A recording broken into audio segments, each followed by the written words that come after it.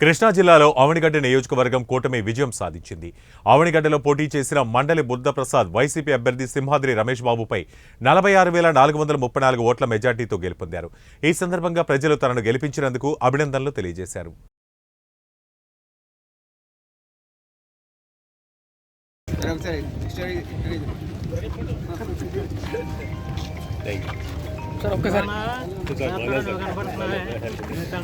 చరిత్రలో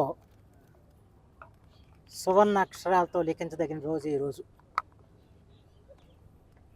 ఒక్కసారి అవకాశం ఇవ్వని చెప్పి ప్రజల్ని వేడుకుంటే ఆయన ఏదో మేలు చేస్తాడని చెప్పి 5 సంవత్సరాల క్రితం జగన్మోహన్ రెడ్డి గారిని అప్రతిహతమైన మెజార్టీతో ప్రజలు గెలిపించడం జరిగింది. కానీ ఆంధ్రప్రదేశ్ చరిత్రలో ఈ 5 సంవత్సరాలు జగన్మోహన్ రెడ్డి పరిపాలన ఒక చీకటి అధ్యాయం లాంటిదని చెప్పడానికి నేను ఎటువంటి సంకోచం పడతలేదు. ఈ రాష్ట్రానికి రాజధాని రాష్ట్రంగా చేయటమే కాకుండా విధ్వంస పరిపాలన తప్ప నిర్మాణాత్మకమైన పనులు ఎక్కడ కూడా 5 సంవత్సరాలు చేసిన పరిస్థితులు, కనీసం రహదారులు కూడా మరమ్మతులు చేసిన పరిస్థితి లేదు. పోలవరం ప్రాజెక్టుని అటకెక్కించిన పరిస్థితి.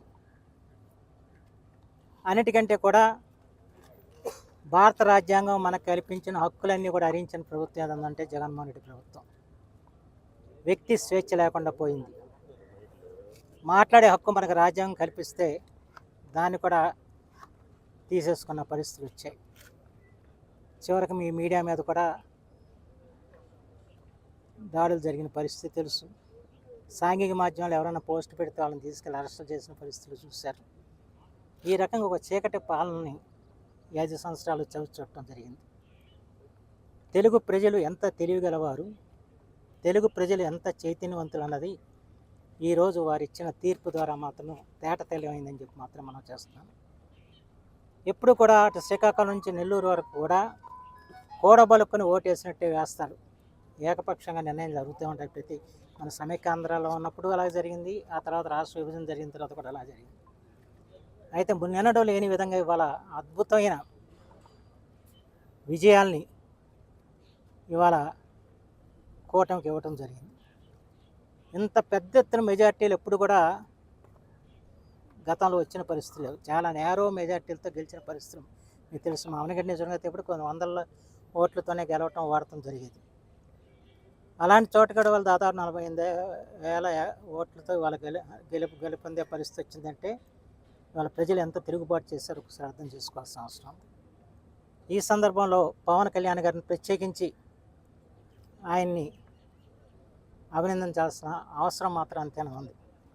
ఎందుకంటే చంద్రబాబు గారిని అరెస్ట్ చేసిన రోజున ఆయన రాజమండ్రి జైలు దగ్గరికి వెళ్ళి తెలుగుదేశంతో కలిసి ఈ ప్రభుత్వంతో పోరాడతా అని చెప్పడం, ఆ తర్వాత బీజేపీని కూడా ఒప్పించి కూటమిలోకి తీసుకురావడంతో ఈ రోజున ఈ ఫలితాలు రావడానికి దోహదపడిందన్న విషయం మాత్రం మనం గుర్తుంచుకోవాల్సిన అవసరం మాత్రం ఎంతైనా ఉందని చెప్పి మాత్రం మనం చేస్తున్నాం.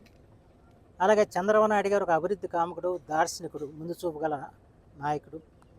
అభివృద్ధి తప్ప ఆయన వేరే ఆలోచనలు ఉండని వ్యక్తి. ఆయన పరిపాలన కోల్పోవడంతో 5 సంవత్సరాల్లో మనం ఎంత వెనకబడిపోయామో, మనకు రావాల్సిన పరిశ్రమలు రాకపోగా ఉన్న పరిశ్రమలు కూడా పోయిన పరిస్థితి.